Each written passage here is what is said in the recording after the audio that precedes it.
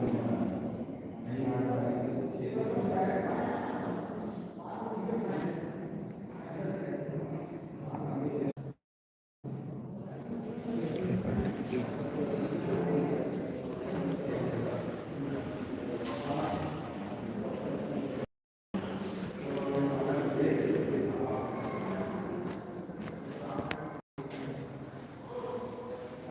हम लोग आज क्लास को स्टार्ट करते हैं।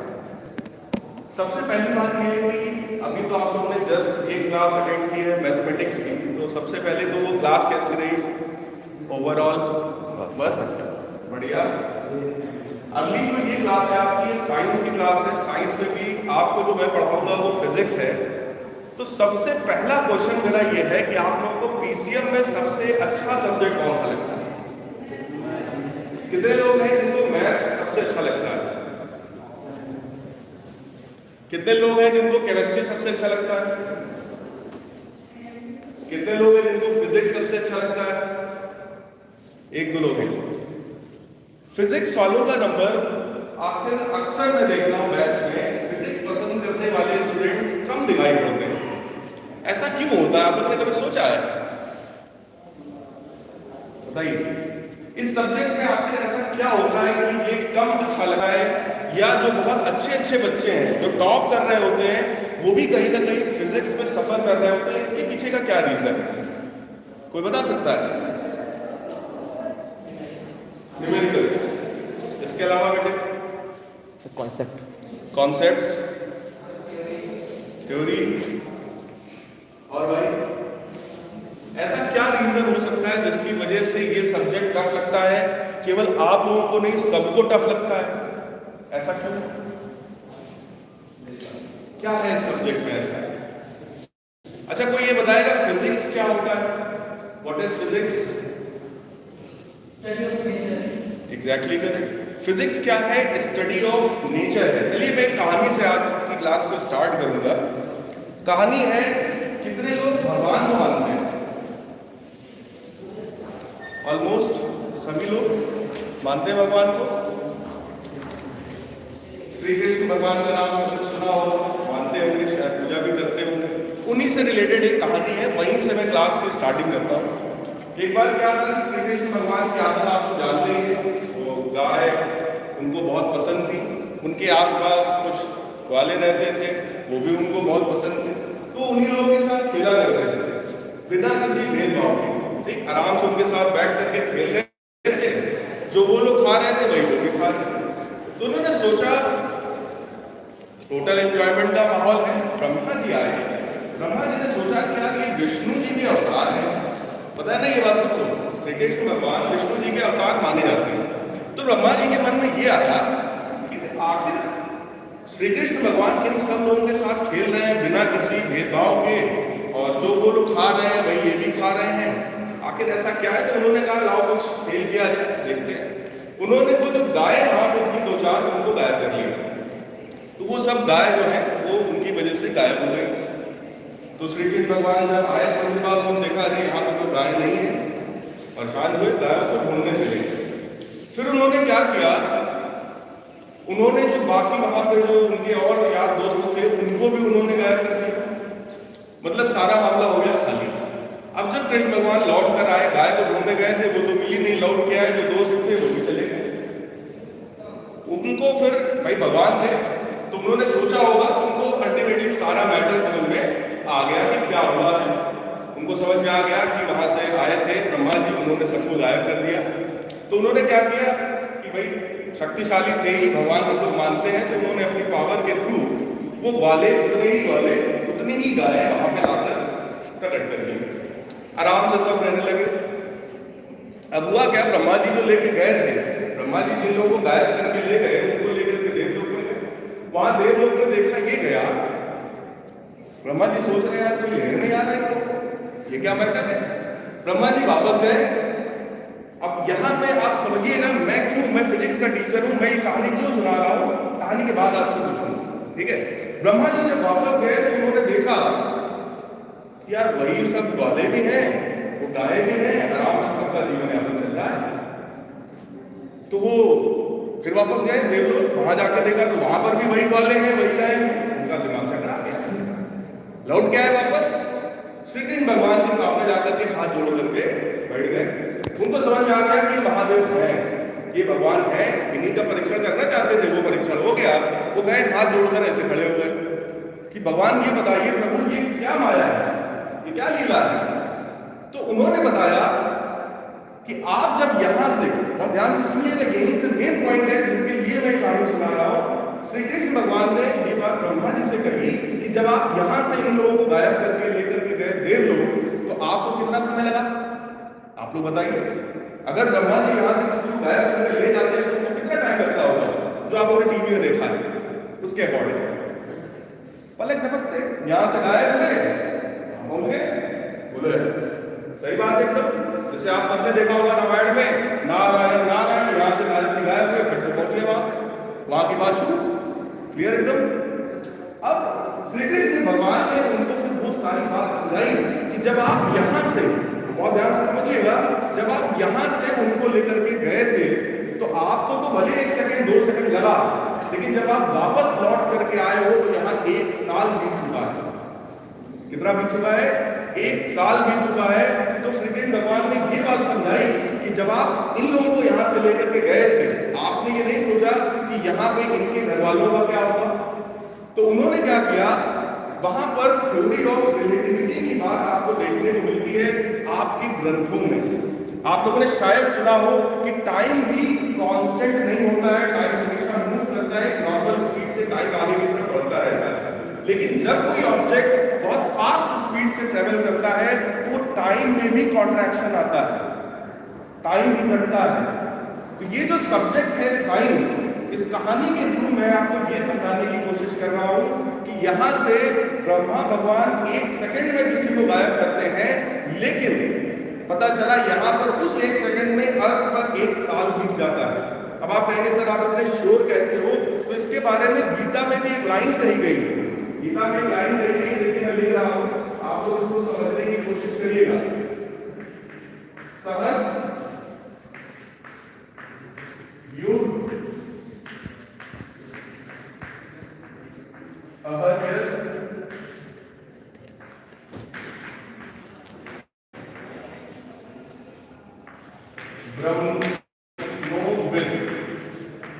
वैसे तो ये लाइनें किसी श्लोक की है, संस्कृत में है, हम लोग को बहुत ज्यादा संस्कृत नहीं आता है, तो मैं आपको इसका अनुवाद बताता हूँ, इसका हिंदी मतलब समझाता हूँ। इसका मतलब ये है कि ब्रह्मा जी के 1 दिन का मतलब, ब्रह्मा जी के 1 दिन का मतलब होता है हमारे अर्थ पर बीतने वाला, बहुत ध्यान से सुनिएगा, हमारे अर्थ पर बीतने वाला 1000 महायुग। ब्रह्मा जी का 1 दिन यहां का कितना होता है? 1000 महायुग, जिसको अगर कन्वर्ट किया जाए तो 432 अरब वर्ष होते हैं। कितने होते हैं? 432 अरब वर्ष होते हैं। इसका मतलब बेटे क्या होगा कि ब्रह्मा जी का 1 दिन उन्होंने यहां से कर किया 1 सेकंड के लिए, और जब लौट कर आए तो यहां कितना टाइम बीत चुका था? 1 साल बीत चुका था। इसका मतलब ये जो सब्जेक्ट है, जिसको आपने अभी बोला कि sir it is study of nature, तो नेचर किसने बनाया? नेचर किसने बनाया? तो ये कहीं ना कहीं उस सुपर पावर की लैंग्वेज है। आपने कहा फिजिक्स क्या है? It is study of nature. हमारे आसपास जितनी चीजें दिखती हैं नेचर में, उन सब की स्टडी करना ही फिजिक्स है। तो फिजिक्स को बनाने वाला कौन है? जिसने इस नेचर को बनाया। और हम लोग ये मानते हैं कि इस नेचर को किसने बनाया? भगवान ने बनाया, या किसी सुपर नेचुरल पावर ने बनाया। इतना तो आप लोग मानते जरूर होंगे। Clear? This is the only reason कि ये सब्जेक्ट थोड़ा सा बाकी सब्जेक्ट से टफ होता है। क्यों? क्योंकि यहाँ पर एक साथ कई सारे लॉज चल रहे होते हैं। अगर मैं यहाँ पर ऐसे चल रहा हूं तो बोलो फ्रिक्शन भी लग रहा है, अर्थ का फ्रिक्शन, एयर का फ्रिक्शन भी लग रहा है। मैं जब इस तरीके से चलता हूं तो देखो न्यूटन का 3rd लॉ भी लगता है। मैं पीछे की तरफ पुश कर रहा हूं और अर्थ मुझको आगे की तरफ पुश कर रहा है, तो ये भी चल रहा है।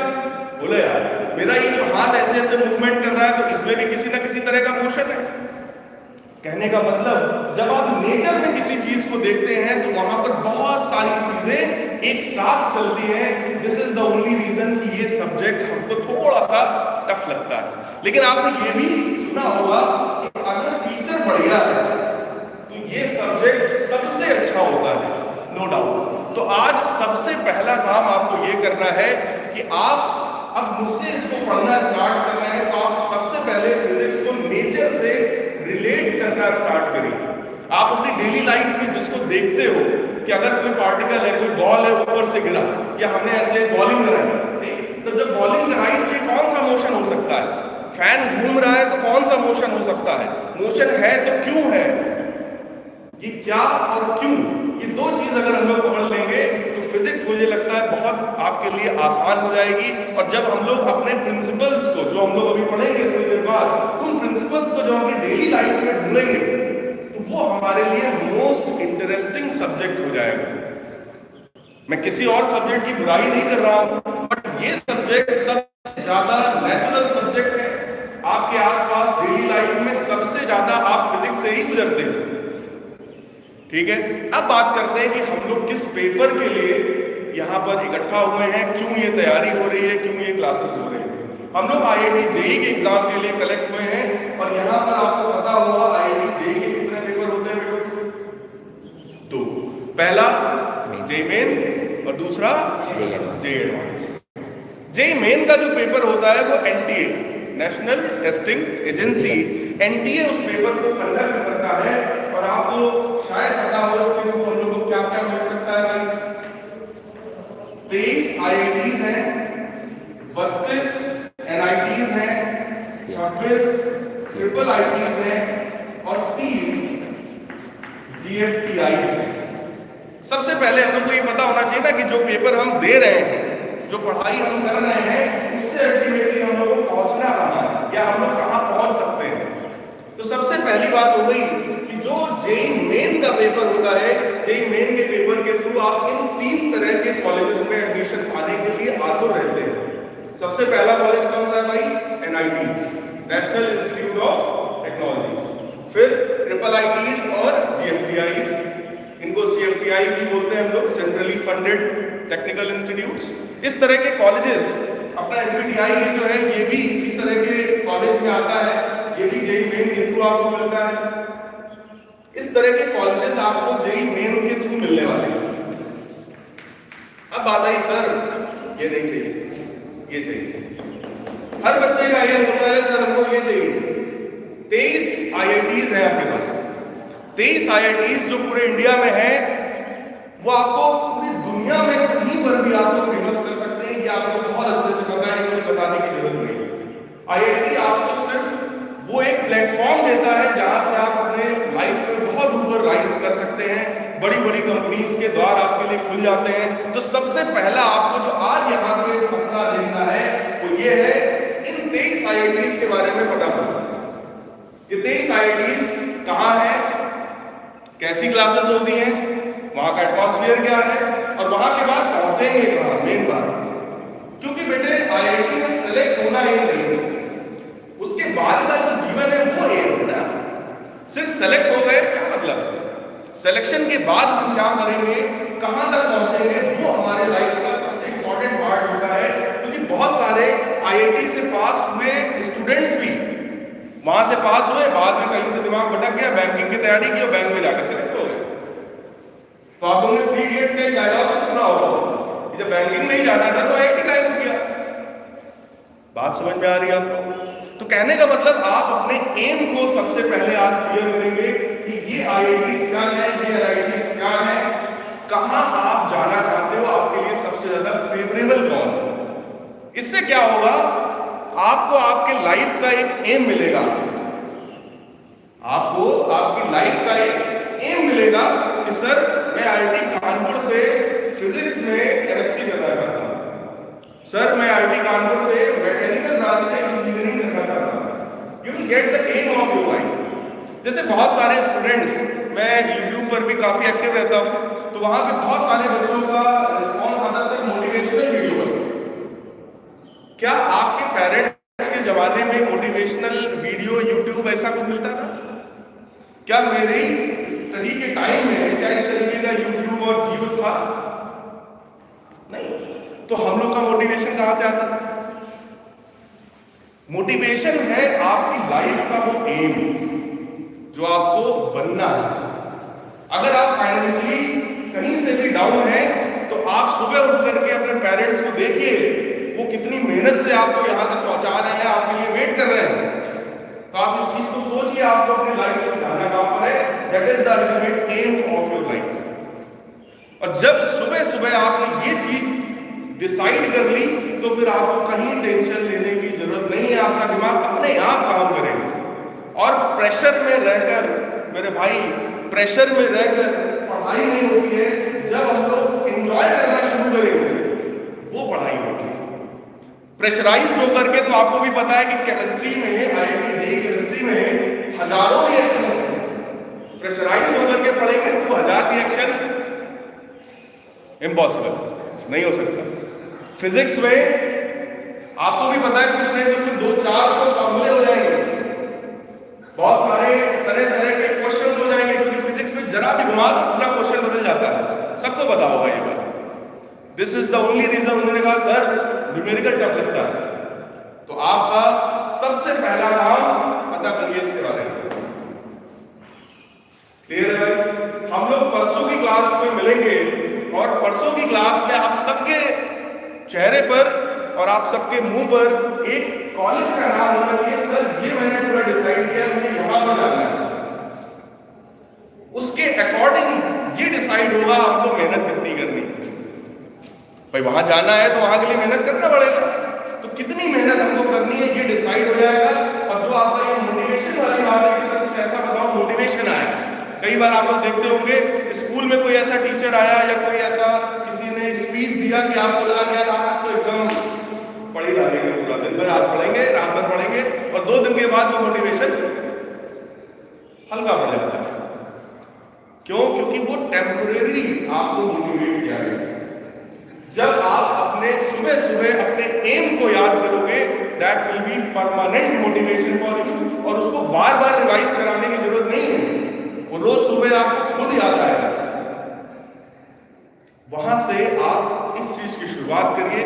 और ये तैयारी जो है आज मैं आपको बताना चाहूंगा, पहला दिन है, बहुत ज्यादा सब्जेक्ट की बहुत ज्यादा बात न करके आज हम लोग थोड़ा सा जनरल चीजों की बात कर रहे हैं। थोड़ा सा आप मेरे बारे में जानिए, थोड़ा सा मैं आपके बारे में जानूंगा, आप मेरी मेंटेलिटी को समझेंगे, मैं आपकी मेंटेलिटी को समझूंगा। इसके थ्रू हमारा आपका एक बॉन्डिंग आज से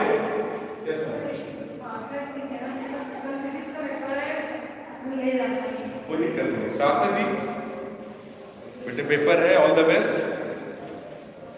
तो हम लोगों को आज से ये स्टार्ट करना है कि जेईई फिजिक्स में सबसे पहली बात की भाई सिलेबस में क्या क्या चीजें हैं। तो यहां से हम लोग स्टार्ट कर रहे हैं जेईई फिजिक्स का। सबसे पहले मैं आपको सिलेबस का आउटलुक दे रहा हूं, आपके सिलेबस में कौन कौन सी चीजें हैं। सबसे पहले बताइए जेईई सिलेबस में क्या आता है। फिजिक्स में सबसे पहले मैकेनिक्स आता है। मैकेनिक्स में भी 2 पोर्शन है, लीनियर मोशन का और रोटेशनल मोशन का। तो 2 पोर्शन में आप पूरे मैकेनिक्स को पढ़ोगे। मैकेनिक्स के बाद आप क्या पढ़ेंगे बताइए भाई। मैकेनिक्स के बाद क्या आता है आपके सिलेबस में? काइनेटिक्स। हाँ, kinetics, mechanical and mechanical properties. तो आप लोग लिखते भी जाइएगा, mechanical properties of solids. Solid की मैकेनिकल प्रॉपर्टीज के बारे में हम लोग पढ़ेंगे, जिसमें स्ट्रेस, स्ट्रेन, हुक्स लॉ, उस पर रिलेटेड सारी थ्योरी, सारी चीज आती है। सबसे इंपॉर्टेंट पोर्शन इस पेपर में कहीं ना कहीं ये होता है मैकेनिक्स का, काफी लंबा है। इसमें प्रोजेक्टाइल मोशन भी आपका आता है, इसके बाद सर्कुलर मोशन भी आता है, इसके बाद इसमें रोटेशनल मोशन भी कवर हो जाता है, सेंटर ऑफ मास की बात भी करते हैं, इनर्शिया की बात भी करते हैं। तो ये काफी बड़ा पोर्शन होता है। इसके बाद मैकेनिकल प्रॉपर्टीज ऑफ सॉलिड, उसके बाद हम फ्लूइड्स की प्रॉपर्टीज को पढ़ते हैं। एक पूरा का पूरा यूनिट आप लोगे फ्लूइड्स से related. Thermal properties of matter, thermal properties भी हम लोगों को पढ़नी है।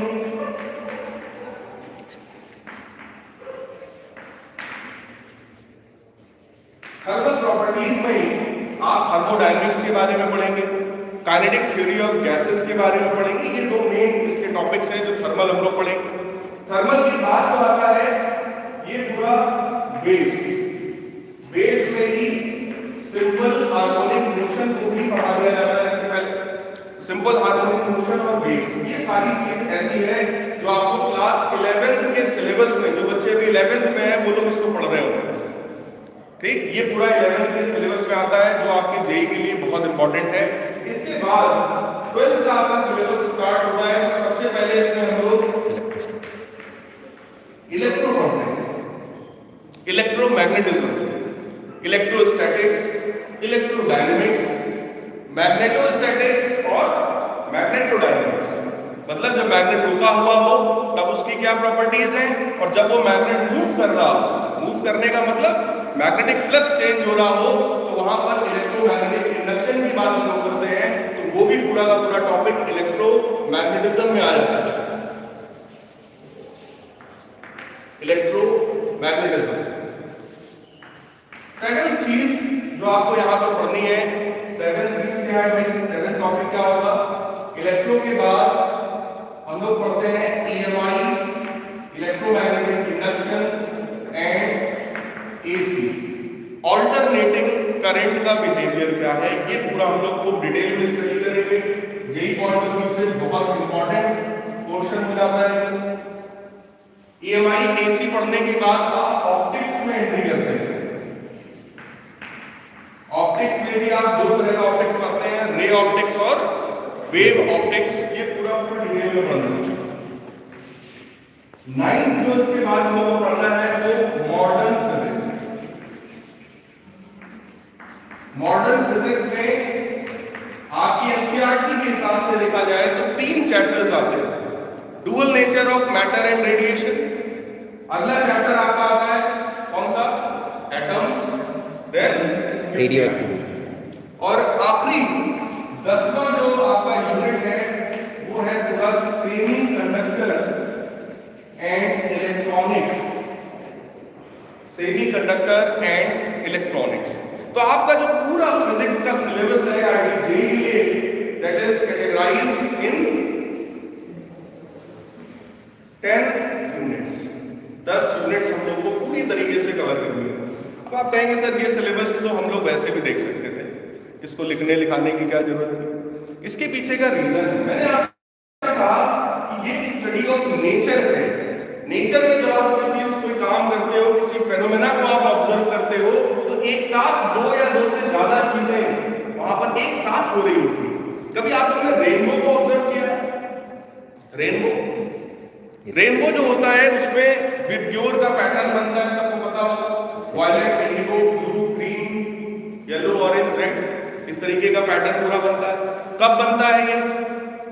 Scattering of light. कब? बारिश होने के बाद। बारिश होने के बाद जब एटमॉस्फेयर एकदम क्लियर होता है, तब अगर पीछे की तरफ सन है, मैं यहां खड़ा हूं तो मुझे वहां दिखाई पड़ेगा, मतलब सन के ऑपोजिट डायरेक्शन। तो आप यहां पर देखो, सिर्फ इसी फेनोमेना कई सारी चीजें एक साथ हो गई। सबसे पहली बात, atmosphere must be clear. Atmosphere जो है वो एकदम क्लियर होना चाहिए, इसीलिए बोला गया बारिश के बाद।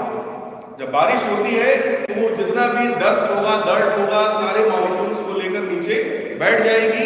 एयर में सिर्फ और सिर्फ क्या प्रेजेंट होगा? वाटर वेपर्स, वाटर नमी होगी वहां पर, ठीक। तो इसलिए हमने कहा कि वहां पर क्लियर एटमॉस्फेयर होना चाहिए। उसके बाद कंडीशंस भी है भाई, पोजीशन कहां है, पता चला पोजीशन है सन के ऑपोजिट। ऑब्जर्वर यहां पर होगा, पीछे सन होगा, और सामने हम लोग को दिख रहा होगा कि भाई यहां पर जो है वो रेनबो का फॉर्मेशन हुआ है। क्लियर है? एक साथ कई सारी चीजें हो रही होती हैं। तो इसका मतलब क्या है कि जब आप बात करेंगे जेईई के लिए, जेईई एडवांस की मैं बात कर रहा हूं, तो हमेशा हम लोग क्या करते हैं, इस मैकेनिक्स को फ्लूइड के साथ मिक्स कर देंगे। फ्लूइड की बात करेंगे, उसमें मैकेनिक्स को इन्वॉल्व कर देंगे, मैकेनिक्स का फ्यूजन कर देंगे एसिटम के साथ। वेव्स का फ्यूजन कर देंगे ऑप्टिक्स के साथ। कहने का मतलब जब दो या दो से ज्यादा टॉपिक्स को रिलेट कर दिया जाता है तो वही क्वेश्चंस हमारे स्टूडेंट्स को थोड़ा सा टफ लगने लगता है, उसी में कहीं ना कहीं हम लोग फंस जाते हैं। तो आप कहेंगे सर इसका सोल्यूशन क्या है, तो आप ही लोग बताइए इसका सोल्यूशन क्या है। सारे कॉन्सेप्ट्स क्रिस्टल क्लियर होने चाहिए सबसे पहले। कैसे होगा? बाकी सब्जेक्ट्स में क्या है कि अगर आप कोई टॉपिक फॉर एग्जांपल मैथ्स की बात करूं, अगर आप डिफरेंशिएशन पढ़ रहे हैं तो इसके पहले अगर लॉग आपने पढ़ा है या थोड़ा कम पढ़ा है, काम चल जाता है, थोड़ा सा पढ़ने पे काम चल जाता है। लेकिन फिजिक्स की बात जब आती है, अब पता चला कि आपने फ्लूइड और मैकेनिक्स को मिक्स करके रखा है और मैकेनिक्स ही नहीं आता, तो ये आने के बाद भी क्वेश्चन सॉल्व नहीं होगा।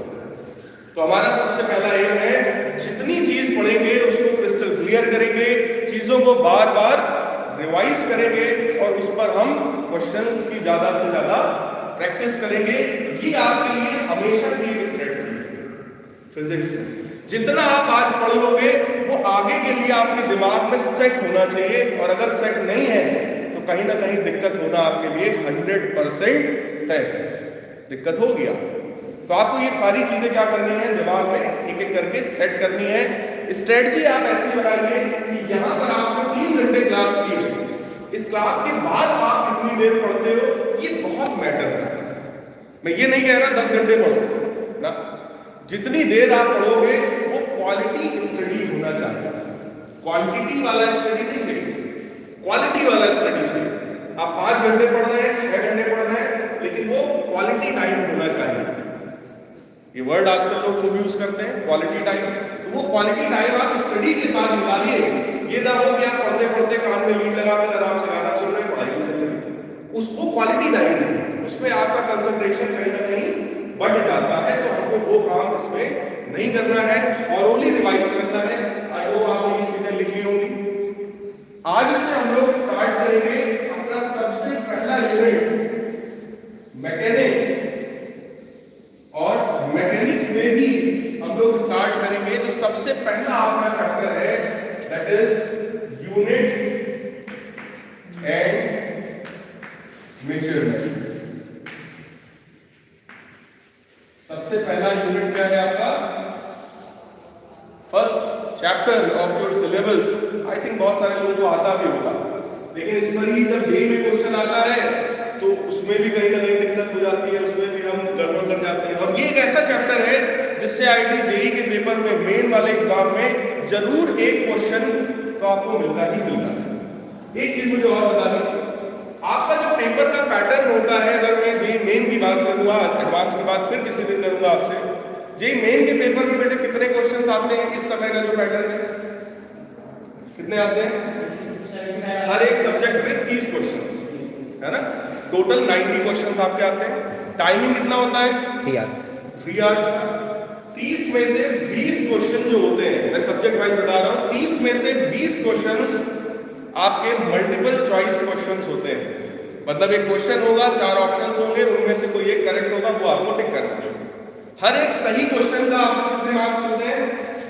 4, और गलत होने पर -1। ये एक बहुत इंपॉर्टेंट फैक्टर। इसके बाद भी जो 10 क्वेश्चंस बचे, उस 10 में से कोई 5 आपको करने होते हैं जो इंटीजर टाइप क्वेश्चंस होते हैं। मतलब क्वेश्चन दिया होगा और आपको उसका आंसर 0 से लेकर 9 के बीच में कुछ ना कुछ रखना होगा। तो वो आप पूरा का पूरा सॉल्व करोगे and then you will answer it. और उसके लिए नेगेटिव मार्किंग नहीं होती, क्योंकि वो नेगेटिव देखो उसके लिए किया जाता है जब लोग अंदाजा मानते हैं, और वो अंदाजे से कभी भी सॉल्व नहीं हो सकता। बहुत रेयरली किसी का हिट हो जाए तो अलग बात है, अदरवाइज ऐसा जल्दी से नहीं होता है। क्लियर है? जेईई का पैटर्न क्लियर है आपके दिमाग में? ठीक, अब स्टार्ट करते हैं। बहुत बेसिक सा चैप्टर है यूनिट एंड मेजरमेंट। तो सबसे पहले अगर मैं आपसे बहुत जनरल बात करूं, आज की ये क्लास कितने बजे की थी? 2 बजे। राइट,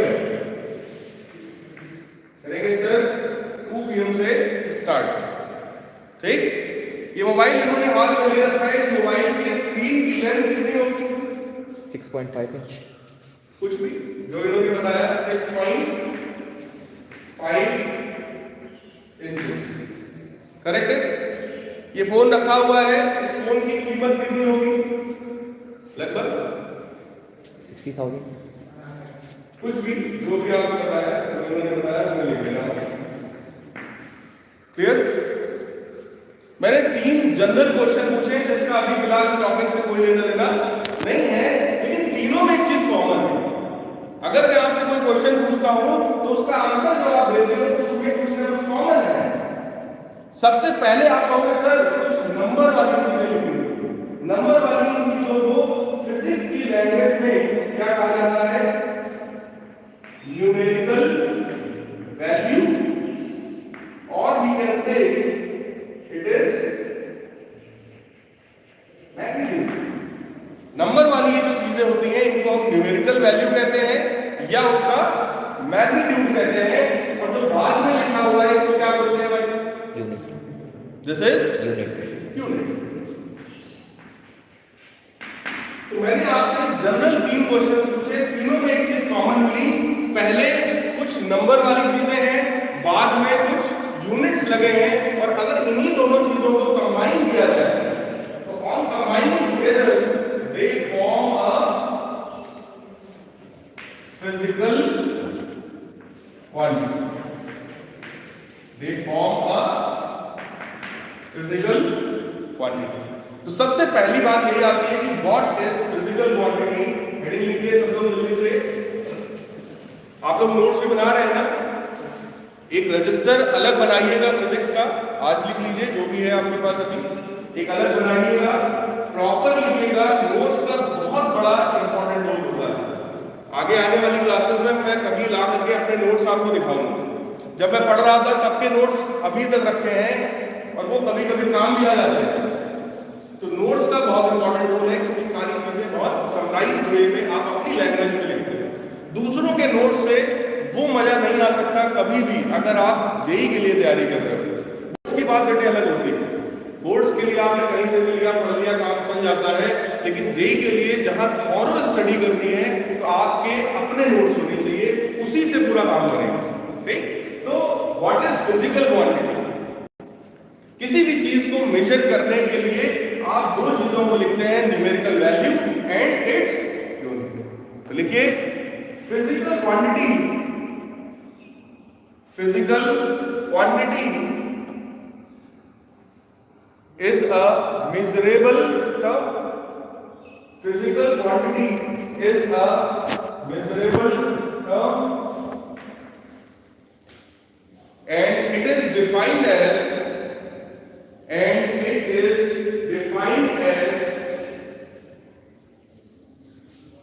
लिख लीजिए P is equal to N U, जहां पर N क्या है? न्यूमेरिकल वैल्यू, U क्या है? इसका यूनिट है। और कोई भी फिजिकल क्वांटिटी अगर हम लिखते हैं तो उसकी वैल्यू हमेशा कैसी होती है? It's value is always constant. जैसे अगर आपसे कोई पूछे कि आपके पास फॉर एग्जांपल किसी ने कहा सर मेरे पास 100 रुपए रखे हुए हैं, 100 रुपीज, तो 100 रुपीज जो है that is a physical quantity, that is a constant quantity. 100 rupees को किसी दूसरे यूनिट में तो लिख सकते हैं, लेकिन उसका सेंस कभी भी चेंज नहीं हो सकता। किसी चीज का लेंथ आपने कहा सर 1 मीटर है, वो 1 मीटर 100 सेंटीमीटर लिखा जा सकता है, लेकिन उससे उसका सेंस कभी भी चेंज नहीं होता। It means any physical quantity is always a constant. So we have a formula n1u1 is equal to n2 u2 for a physical quantity। ये वही वाली बात हो गई, 1 metre is equal to 100 centimetre. ये सबको पता है, इसमें कोई बहुत बड़ी बात इसमें नहीं है, आपको सिंपली इसको नोट डाउन करना। फिजिकल क्वांटिटी जो है इसके कितने टाइप्स होते हैं भाई? बता दिया जाए। फिजिकल क्वांटिटी अगर कोई है तो इसके कितने टाइप्स होते हैं? तो बताएगा 3 फिजिकल क्वांटिटी के कैटेगरी हम किस बिहाफ पे कर रहे हैं इस पे डिपेंड करता है। अगर हम डायरेक्शन के हिसाब से कर रहे हैं तो 2 scalar quantities and vector quantities, अलग एक और होती है टेंसर एलिमेंट्स। लेकिन अगर हम यहाँ इस चैप्टर के अकॉर्डिंग बात करें, दूसरे सेंस में बात करें, तो भी यहाँ पर 3 तरह की फिजिकल क्वांटिटीज हो सकती है। सबसे पहली क्वांटिटी कौन सी है? Fundamental physical quantity. दूसरी है डिराइव्ड फिजिकल क्वांटिटी, और तीसरी क्या है? सप्लीमेंट्री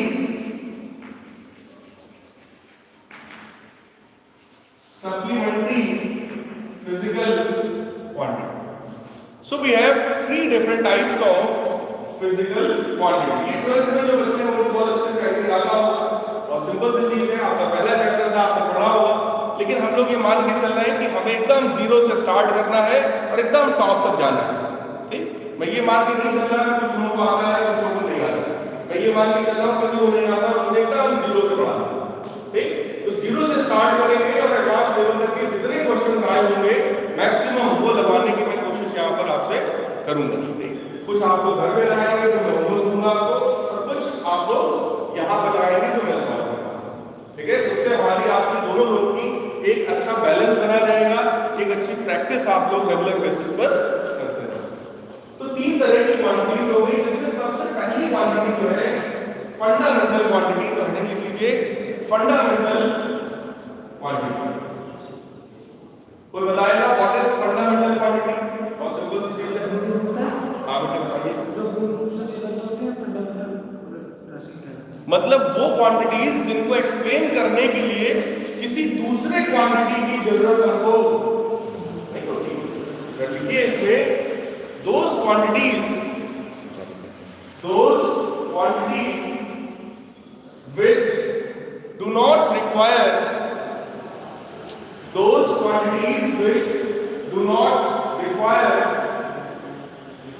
any other quantity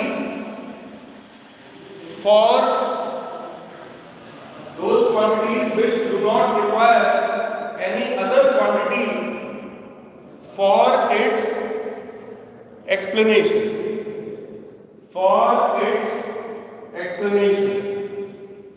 मैं बहुत नॉर्मल लैंग्वेज आपको जो लिखा रहा हूं, जो एकदम आम भाषा है, कोई बुकिश लैंग्वेज नहीं है। आप अपनी लैंग्वेज में भी लिखते हो, बस सारे सेंस क्लियर होने चाहिए।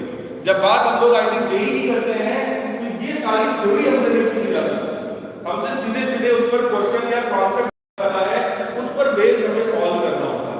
तो हम लैंग्वेज अपने लैंग्वेज में लिख सकते हैं, क्योंकि ये कोई बोर्ड का सिस्टम नहीं है कि जो हमें बुक में लिखा है वही चीज हमें लिखना। आप लैंग्वेज में लिखिए, लेकिन कॉन्सेप्ट बहुत क्रिस्टल क्लियर आपके दिमाग में सेट होना चाहिए। ठीक, तो वो क्वांटिटीज जिनको डिफाइन करने के लिए किसी और क्वांटिटी की जरूरत ना हो, उनको हम बोलते हैं फंडामेंटल फिजिकल क्वांटिटीज। कितनी होती है बेटे?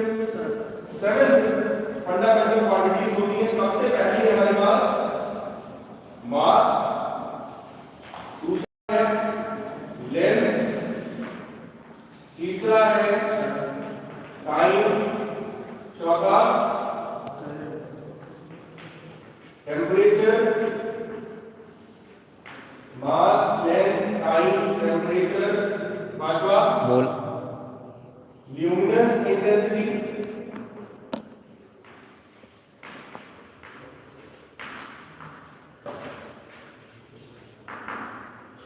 सिक्स है इलेक्ट्रिक करंट। 7 है अमाउंट ऑफ सब्सटेंस। ये 7 वो क्वांटिटीज हैं जिनको एक्सप्लेन करने के लिए हमें किसी क्वांटिटी की जरूरत बिल्कुल भी नहीं है। अगर कोई आपसे पूछे कि ये डस्टर रखा हुआ है, इस डस्टर का मास कितना होगा, तो आप सिंपल इसको उठाओगे, इसको कहीं पे जाकर के अपना इसका मास चेक करोगे किसी तराजू के थ्रू, और फिर आप बताओगे कि सर इसका मास 250 ग्राम। वो 250 बताने के लिए क्या हमको लेंथ की जरूरत है? क्या हमको टाइम, करंट, मोल किसी की जरूरत है? नहीं। इसका मतलब ये 7 जो क्वांटिटीज हैं ये सब आपस में इंडिपेंडेंट है। इन सातों को एक्सप्लेन करने के लिए किसी और की आपस में जरूरत नहीं है। तो सबसे पहली होगी मास। आपको पता है बहुत अच्छे से, आप लोग परिचित हैं इससे। मास, लेंथ, टाइम, टेम्परेचर भी सब लोग जानते हैं। What is temperature? What is temperature? It's a degree of hotness and coldness. Degree of hotness or coldness of a body is measured through its temperature. मतलब कोई ऑब्जेक्ट गर्म है या ठंडा है, इस बात को हम कैसे पता करते हैं? Measuring its temperature. इसके टेम्परेचर को, जब आपको कभी बुखार है तो आप क्या करते हो? बॉडी का टेम्परेचर देखते हो। आप ऐसे हाथ लगाते हो या कोई और आपको हाथ लगाता है?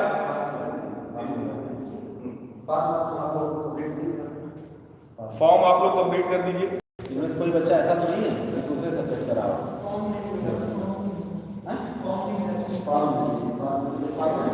Yes, sir. फॉर्म फिल करना पड़ेगा। नोट करेंगे? हाँ।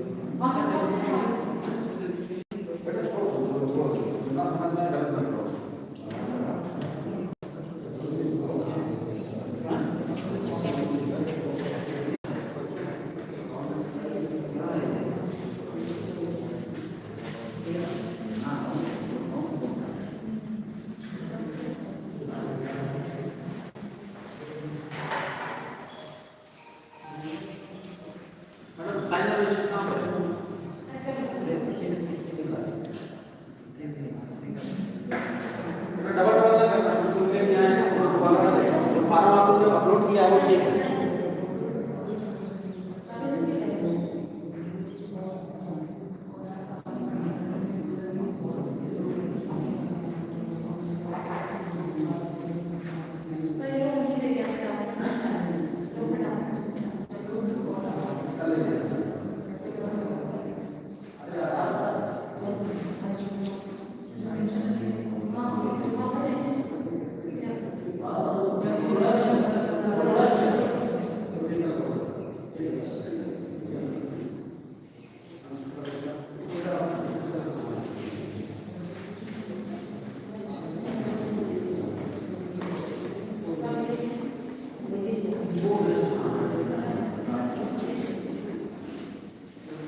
बेटा कितने साइज हो?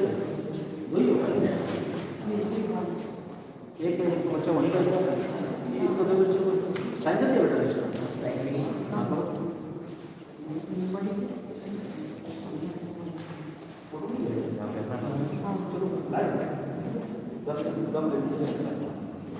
मैडम बोर्ड उठा दीजिए, बोर्ड पीछे रखा नहीं, ये रखा।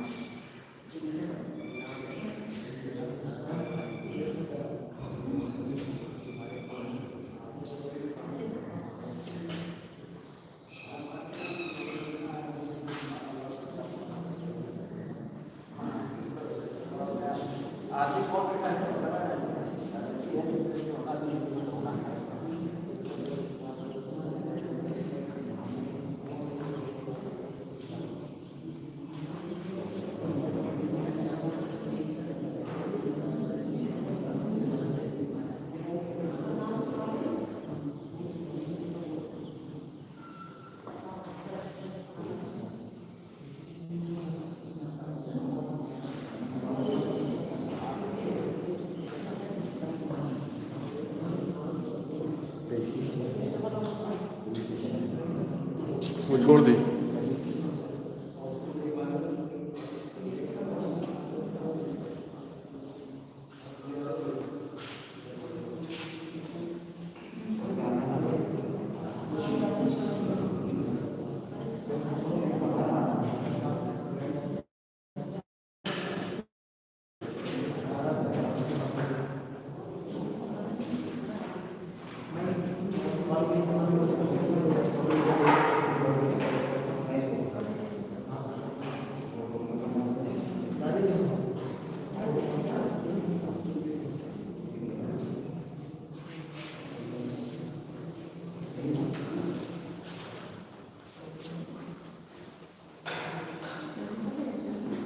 हाँ बेटा हो गया भाई।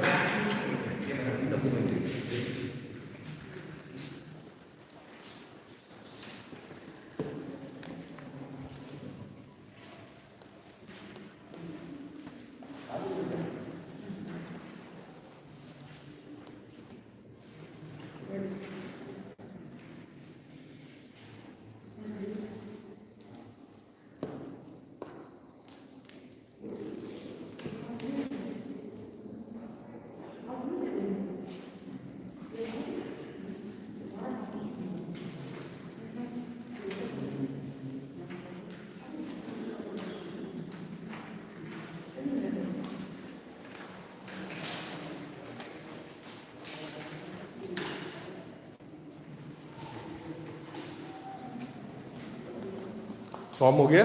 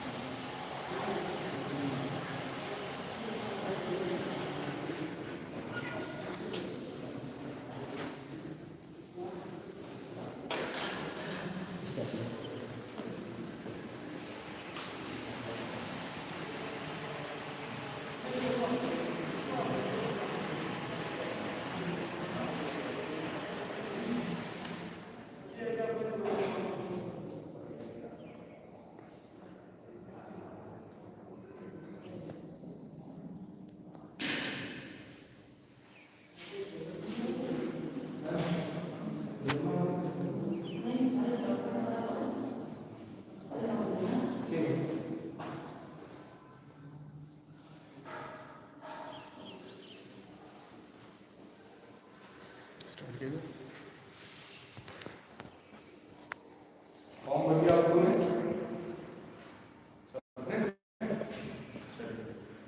तो हम लोग बात कर रहे थे टेम्परेचर के बारे में। टेम्परेचर क्या है? डिग्री ऑफ हॉटनेस और कोल्डनेस ऑफ बॉडी। कोई बॉडी ठंडी है या बॉडी गर्म है, ये हम उसके टेम्परेचर से पता करते हैं। अगली चीज है ल्यूमिनस इंटेंसिटी। अगली फिजिकल क्वांटिटी है हमारे पास ल्यूमिनस इंटेंसिटी। ल्यूमिनस इंटेंसिटी क्या होता है? एनीवन? ल्यूमिनस इंटेंसिटी का मतलब हो गया it is the total incident light energy पर unit area per unit time. इतने एरिया में कितनी सनलाइट गिर रही है एक सेकेंड में, इसके बारे में हम लोग पता करते हैं यूजिंग ल्यूमिनस इंटेंसिटी। तो ल्यूमिनस इंटेंसिटी क्या है? Amount of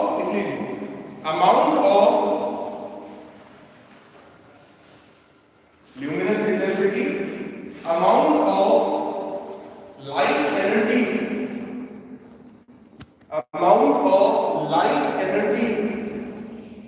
falling per unit area,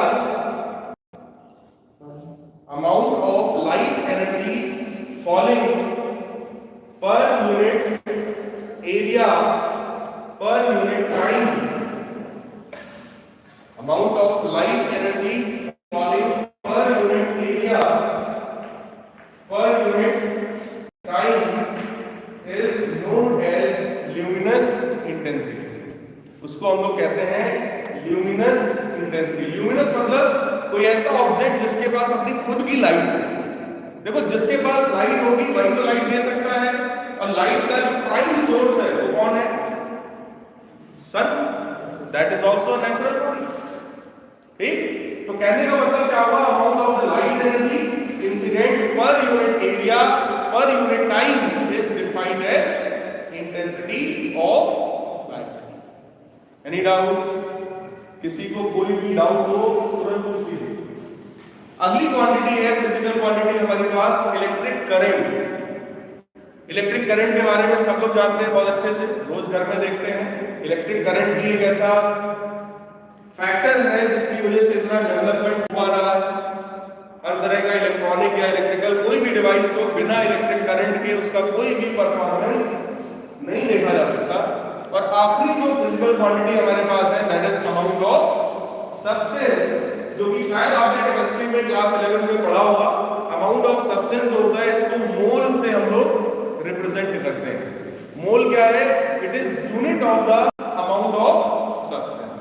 तो सबसे पहली बात आती, मैंने आपको बहुत ब्रीफ थोड़ा जल्दी मैंने आपको ये सारी चीजें बता दी हैं क्योंकि इसके बारे में आप लोग बहुत अच्छे से आई थिंक जानते होंगे. सबको मास, लेंथ, टाइम, टेम्परेचर इतनी चीजें पता थी. करंट के बारे में, ल्यूमिनस इंटेंसिटी के बारे में आपको थोड़ा थोड़ा बताया गया है. अमाउंट ऑफ सब्सटेंस के बारे में आपको भी बता रहा हूं. एक एक करके इनकी यूनिट्स को देखते हैं. मास जो होता है इसकी यूनिट क्या होती है भाई? एसआई यूनिट सबको पता है, केजी. लेंथ जो है इसकी यूनिट क्या है? Metre. Metre. Time second. Temperature kelvin. Kelvin. Luminous intensity आई. कैंडेला, इसका यूनिट होता है कैंडेला. इसको सीडी से डिनोट करते हैं. कैंडेला सीडी, इसका यूनिट कैंडेला. इलेक्ट्रिक करंट का unit ampere. Amount of substance का यूनिट मैंने बता दिया था आप लोगों को, मोल. मोल. थोड़ा सा मोल के बारे में आपको और बता रहा हूं. केमिस्ट्री में शायद आप लोगों ने पढ़ा होगा. मोल क्या होता है? 1 mole is defined as the ratio of mass of substance upon its molar mass. जैसे आपसे कोई कहे मेरे पास 8 ग्राम ऑक्सीजन है, इसके मोल्स निकालिए, तो आप बहुत सिंपली निकाल सकते हैं. Mass divided by it's molar mass. Oxygen का मोलर मास कितना होता है? 16. yes. उसको उठाकर के आप रखोगे and then you will calculate mole. Any doubt?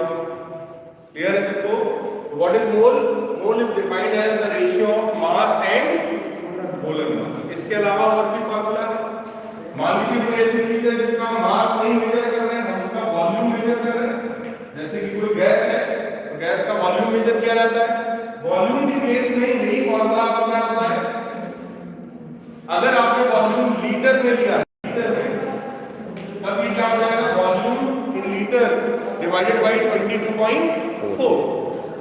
Clear है? इसके अलावा अगर एटम्स के फॉर्म में आप देख रहे हैं तो number of atoms upon Avogadro number कितना होता है? 6.023 into 10 to the power 23. into 10 to the power 23. ये 3 फॉर्मूले होते हैं हमारे पास मोल के लिए. ये शायद आपने केमिस्ट्री में पढ़ा होगा, सभी ने पढ़ा होगा. किसी को कोई डाउट हो इसमें तो बताइए. अगर कोई ऐसी हमारे पास कोई ऐसा सब्सटेंस है जिसका मास हम मेजर कर सकेंगे तो mass upon molar mass. Volume measurable है तो volume upon 22.4. Number of atoms measure कर रहे हैं तो divided by 6.023 into 10 to the power 23. ये रखने पर हमें उसका मोल मिल जाता है. तो मोल क्या है? मोल एक ऐसा यूनिट है जो किसी सब्सटेंस के अमाउंट को रिप्रेजेंट करने के काम में आता है. Any doubt in this? Clear एकदम? तो ये 7 फंडामेंटल क्वांटिटीज है हमारे पास, ये सातों आपस में इंडिपेंडेंट है, लेकिन जो अगली क्वांटिटी मैंने आप लोगों को दिखाई थी that was derived quantities. Derived का मतलब होता है ये ऐसी क्वांटिटीज हैं जो फंडामेंटल क्वांटिटीज से डिराइव होती है। हेडिंग लिखिए, derived physical quantities. Derived physical quantity, those quantities which are derived from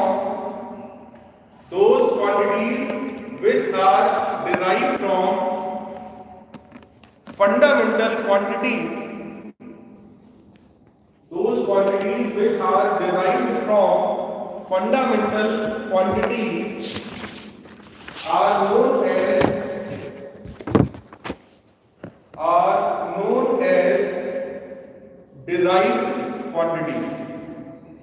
derived का अगर एग्जांपल देखा जाए या इसके नंबर देखे जाए कि सर कितने derived quantities होंगे, तो there will be infinite number of derived quantities। क्यों? क्योंकि इन सात के बहुत सारे कॉम्बिनेशन हो सकते हैं। स्टार्टिंग फ्रॉम एरिया जो होता है, अगर रेक्टेंगल की बात करूं बहुत सिंपल, तो that is length multiplied by लंबाई और चौड़ाई। लेंथ तो लेंथ है ही है, जो ब्रेथ है, जो चौड़ाई है, ये भी लेंथ है, तो इसका भी यूनिट मीटर, इसका भी यूनिट मीटर। इसका मतलब दो फंडामेंटल क्वांटिटीज को प्रोडक्ट किया गया और हमको एक थर्ड क्वांटिटी मिल गई। तो ये थर्ड क्वांटिटी कैसी है? डिराइव्ड। वॉल्यूम की बात करें, LVH, 3 फंडामेंटल क्वांटिटीज का मल्टीप्लाई किया गया, चौथी मिल गई volume, so volume is derived. Density की बात कोई आपसे कहे, डेंसिटी क्या है? Mass upon volume. सबको पता होगा डेंसिटी क्या है? Mass upon volume. तो मास फंडामेंटल है, वॉल्यूम 3 फंडामेंटल क्वांटिटीज को मल्टीप्लाई करने पर बनता है, तो हमको एक नई क्वांटिटी मिल गई जिसका नाम क्या हुआ? डेंसिटी। ऐसे ही आपने velocity, acceleration, force, momentum, kinetic energy, potential energy, बहुत सारे आपने क्वांटिटीज पढ़ी हैं। इन 7 के अलावा, और ये जो 2 अभी मैं और बताऊंगा सप्लीमेंट्री में, उनके अलावा जितनी भी क्वांटिटीज आपने पढ़ी हैं, वो सारी की सारी क्वांटिटीज कौन सी हैं? They all are derived quantities. Clear है एकदम? कोई डाउट तो नहीं इसमें? बहुत सिंपल सी चीज है, आप सब लोगों ने कई बार पढ़ा होगा।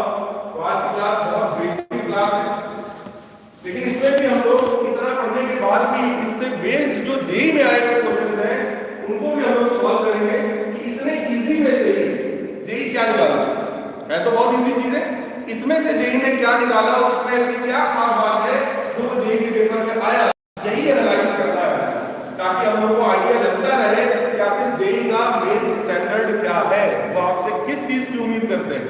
क्लियर है? आखिरी क्वांटिटी जो थी वो कौन सी थी? Supplementary quantity. सप्लीमेंट्री क्वांटिटीज के बारे में कुछ जानता है? Supplementary physical quantities. So we have 2 supplementary physical quantities. सबसे पहली होती है प्लेन एंगल और दूसरी है सॉलिड एंगल। प्लेन एंगल है, सॉलिड एंगल। 2 लाइंस के बीच का ये एंगल है, ये एंगल क्या कहलाता है? Plane angle. या फिर 2 प्लेन्स के बीच का एंगल, एक प्लेन ये है, इसके बीच का ये जो एंगल है, this angle is also known as plane angle. What about solid angle? Solid angle क्या है भाई? बताइए, सॉलिड एंगल क्या है? कोई बता सकता है? एनीवन? अरे यार ट्राई करिए। सॉलिड एंगल क्या है भाई? नहीं? चलिए बताते हैं। सॉलिड एंगल का मतलब हो गया, कितने लोगों ने कॉर्नेटो आइसक्रीम खाई या आइसक्रीम खाई होगी? कौन खाई? आइए, उसका जो शेप होता है कोन, वो कुछ ऐसा होता है। इसके अंदर जो कंटेंट है, अगर मान लो आइसक्रीम यहां तक भरी हुई है, ठीक है, तो ये जो एंगल फॉर्म हो रहा है, ये वाला, ये जो एंगल फॉर्म हो रहा है ये this angle is denoted by omega और ये एंगल कहलाता है सॉलिड एंगल। सॉलिड एंगल का मतलब जैसे इस क्लासरूम का ये जो ऊपर छत है, ठीक, अगर मैं उसका एंगल देखना चाहूं कि वो छत किसी पॉइंट पर, यहां बीच में कोई एक पॉइंट ले लीजिए, उस पॉइंट पर पूरा का पूरा छत कितना एंगल बनाता है, तो तरीका क्या है, वहां से लाइन जोड़िए, उस पॉइंट से वहां से जोड़िए, उधर से हर तरफ से, और देखिए ये पूरा एंगल क्या बन रहा है। कुछ बात समझ में आ रही है? थोड़ा सा इमेजिनेशन की जरूरत है। अगर हम तरबूज की बात करें, तरबूज को जब आप काटते हो, उसको ऐसे कट करके निकाला गया ना, रेडिस पोर्शन बाहर आता है, उसका जो वो पूरा एंगल है, वो एंगल क्या है? Solid angle. अम्ब्रेला है, छाता, ठीक, ऐसा शेप होता है, सबने देखा होगा, एक ऐसे रॉड होता है, अगर उसके सारे एंड्स को, ये जो ऐसा पूरा शेप है, इसके सारे एंड्स को यहां से ज्वाइन करो, सबको इमेजिन करिएगा, ये अम्ब्रेला है, बीच में रॉड है, ये एंड पॉइंट है, ठीक, मैंने सारे एंड्स को बेटे यहां से ज्वाइन किया, तो मेरे सारे धागे हो जाएंगे यहां पर ज्वाइन करने के, तो ये जो पूरा एंगल बना, ये एंगल क्या है? Solid angle. ये तो हो गई आम बोलचाल की भाषा में मैंने आपको सिखाया। थोड़ा फिजिक्स की लैंग्वेज में हम लोग इसके बारे में बात करते हैं कि किसको हम प्लेन एंगल बोलेंगे, कैसे मेजर करेंगे, कहां से आएगा। प्लेन एंगल जो होता है, it is angle subtended by arc of a circle. किसी सर्कल का ये देखिए आर्क है, दिख रहा है सबको, आर्क ऑफ सर्कल, ये आर्क सर्कल के सेंटर पे जो एंगल बनाता है, this angle theta is known as plane angle. It is very simple, सबको पता है। So arc of the circle subtend angle at its centre which is known as plane angle. अब बताइए सर सॉलिड एंगल क्या है? तो solid angle के लिए सर्कल की जगह इस बार क्या लेंगे, ये अगर सर्कल है तो इस बार हमें क्या चाहिए, स्फीयर चाहिए, 3D में चाहिए, वही एंगल इस बार 3D में निकालेंगे। कैसे? इस स्फीयर की सरफेस पर कोई एक सरफेस एरिया लेंगे, जैसे मान लो ये पूरा स्फीयर है फुटबॉल, ठीक, ये मैंने एरिया ले लिया, ये एरिया इसके सेंटर पे जो एंगल बनाएगा, that angle will be solid angle. कुछ आप पूछ रहा है, this angle is denoted by omega. This omega is known as solid angle. It means circle का आर्क सेंटर पे जो एंगल बनाएगा वो प्लेन एंगल है, लेकिन किसी स्फीयर पर जो सरफेस एरिया हम कंसीडर करते हैं, इस स्फीयर पर हमने एक सरफेस एरिया लिया जिसकी वैल्यू कितनी है, डेल्टा ए, कुछ होगा 2 metre square, 1 metre square, 5 metre square, कुछ वैल्यू होगी उसकी। तो वो जो डेल्टा ए है वो उसके सेंटर पर जो एंगल सबटेंड करता है, that is known as solid angle. Clear एकदम?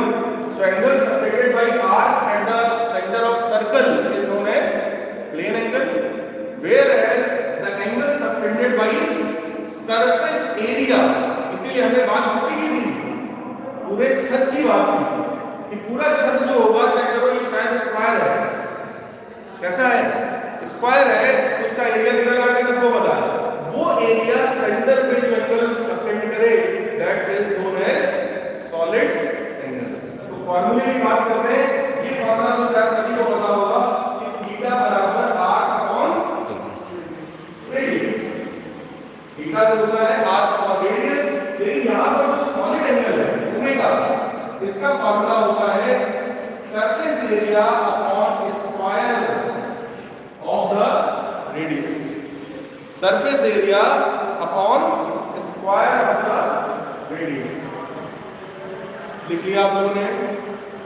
जल्दी जल्दी लिखते जाओ भाई, चीजें बहुत है, ये सब आसान है, थोड़ा जल्दी जल्दी कवर करना है, लेकिन हम लोग एक एक चीज को, मैं सारी चीज को आपको बता रहा हूं।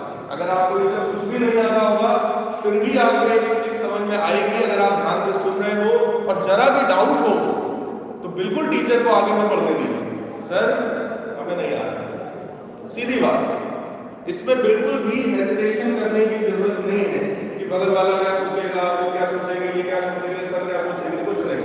नहीं आ रहा है तो सर हमको नहीं आ रहा है, हर सब्जेक्ट में बिल्कुल भी संकोच करने की जरूरत नहीं। क्लियर है भाई? ठीक, थीटा बराबर आर अपॉन रेडियस, इसका यूनिट क्या होगा? Radian. Its unit is radian.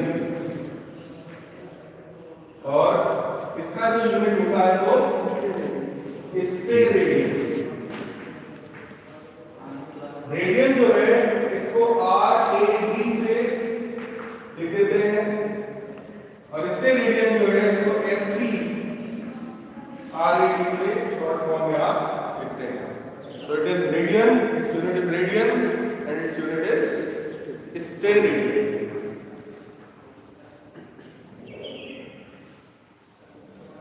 लगे जाए तो ये तीन सारी क्वांटिटीज के बारे में मैंने आपसे बात किया। अच्छा, कोई अगर आपसे कहे डिफाइन वन स्टेरेडियन तो क्या आप डिफाइन कर सकते हैं? वन स्टेरेडियन क्या होगा? when radius is unit और area is also unit। ठीक है, इनका कहना ये है कि अगर ये स्फीयर है, ये कोई सरफेस एरिया है, तो इसी के एंगल को हम लोग बोल रहे हैं सॉलिड एंगल। सॉलिड एंगल का फॉर्मूला था ओमेगा बराबर delta a by r square. इन्होंने कहा सर अगर एरिया यूनिट हो जाए, मतलब एरिया की वैल्यू 1 हो जाए, रेडियस भी 1 हो जाए, तो इस ओमेगा की वैल्यू कितनी आएगी? 1 स्टेरेडियन। बिल्कुल सही बात है। या फिर आप इनडायरेक्टली ये भी बोल सकते हैं sir if the area considered, इस एरिया की मैं बात कर रहा हूं, अगर उस एरिया की वैल्यू रेडियस स्क्वायर के बराबर हो, if area of the surface is equal to radius square, तो बोलो ये भी बात ऐसे आएगी ना 5/5 7/7 बात समझ में आई? It means if delta a is equal to r square, then value of the solid angle will be 1 steradian. क्या आप सबको मेरी बात समझ में आ रही है? अगर सरफेस एरिया की वैल्यू रेडियस के स्क्वायर के बराबर हो जाए, ये दोनों क्वांटिटीज में कट होकर वैल्यू 1 आ जाएगी। वही 1 सॉलिड एंगल की वैल्यू है, उसी का यूनिट स्टेरेडियन है। So that will be 1 steradian. अच्छा, कोई ये बताएगा किसी स्फीयर के लिए, किसी पूरे स्फीयर के लिए सॉलिड एंगल कितना होता होगा बेटा? चलो स्टेज सर्किल क्या होता है? कोई सर्किल हमेशा सेंटर पे प्लेन एंगल बनाता है, तो पूरा सर्किल मिलकर सेंटर पे कितना एंगल बनाता है? 360 डिग्री। सबको पता है 360 degree. What about sphere? Sphere तो ऑब्वियस है, प्लेन एंगल नहीं बनाएगा। कौन सा बनाएगा? Solid angle. उस सॉलिड एंगल की वैल्यू क्या होगी? अगर मैं पूरे स्फीयर की बात कर रहा हूं, तो पूरे स्फीयर का सरफेस एरिया कितना होता है? कितना होता है? 4 बोलो यार, पूरे स्फीयर का जो सरफेस एरिया है that is 4 r square divided by r square. तो सॉलिड एंगल की वैल्यू कितनी होगी? 4 पाई। उसके लिए 2 पाई था और इसके लिए 4 पाई है। इस चीज का यूज आप आगे करोगे, गॉस थ्योरम बताया जाएगा 12th क्लास में। मतलब जो बच्चे 11th में भी हैं उनके लिए बता रहा हूं, जो 12th में है उनको पता है गॉस थ्योरम। आज नहीं तो कल आपको आगे यहाँ पढ़ाया जाएगा, उसमें इसका यूज होगा कि अगर कोई इनक्लोज्ड सरफेस है, वो सरफेस हमेशा सेंटर पे कितना एंगल बनाती है? कितना बनाती है भाई? 4 पाई। 4 पाई। कोई भी क्लोज्ड सरफेस सेंटर पे हमेशा सॉलिड एंगल फॉर्म करेगी और सॉलिड एंगल की वैल्यू है 4 पाई। क्लियर है? तो मैंने आपको 7 क्वांटिटीज बताई, 7 फंडामेंटल, 2 सप्लीमेंट्री। इन 9 क्वांटिटीज के अलावा जितनी भी क्वांटिटी आप जानते हैं फिजिक्स में, वो सब की सब क्या है? They all are derived quantities. अब बात आती है कि सर जेई में क्या आया? जेई में आई हुई चीज है डायमेंशंस। इन सभी क्वांटिटीज को रिप्रेजेंट करने के लिए हम लोगों ने डायमेंशंस के बारे में स्टडी किया। डायमेंशन क्या है सबको पता होगा। अगर हम मास की बात कर रहे हैं तो मास का डायमेंशन क्या होता है, स्क्वायर ब्रैकेट में m। मास जहां भी लिखा होगा उसको हम m से लिख देंगे, ठीक। लेंथ के लिए l टाइम t, टेम्परेचर, अब टाइम भी t से टेम्परेचर भी t से, तो टेम्परेचर के लिए हम t नहीं ले सकते, क्या लेते हैं के के, या फिर कुछ लोग थीटा कंसीडर करते हैं, ठीक है। अगली चीज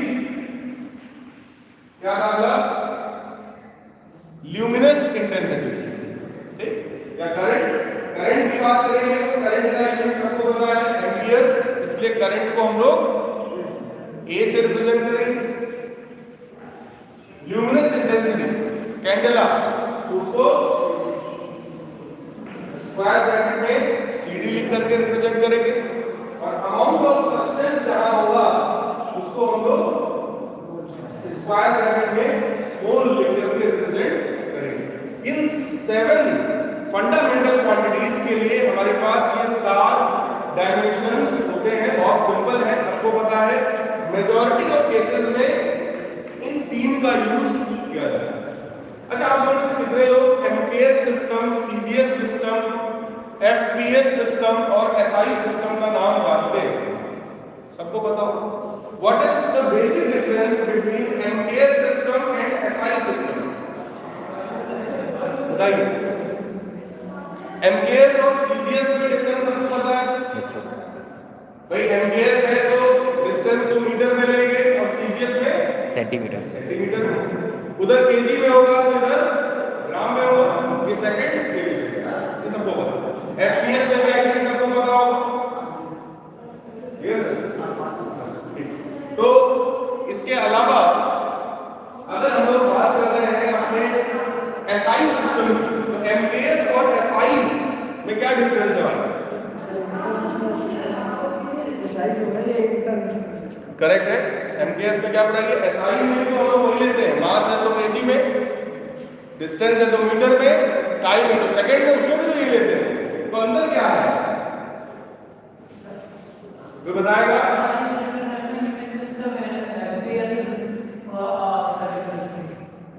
बेटे बस डिफरेंस इतना सा है कि MKS में केवल इन 3 की बात की जाती है,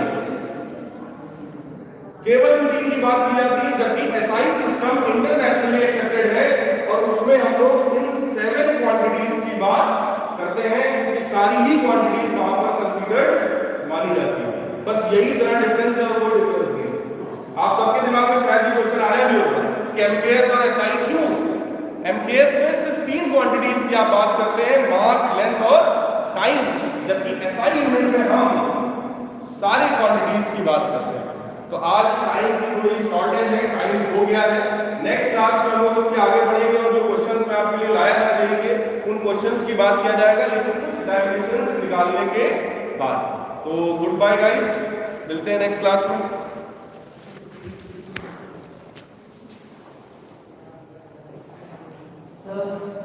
जी।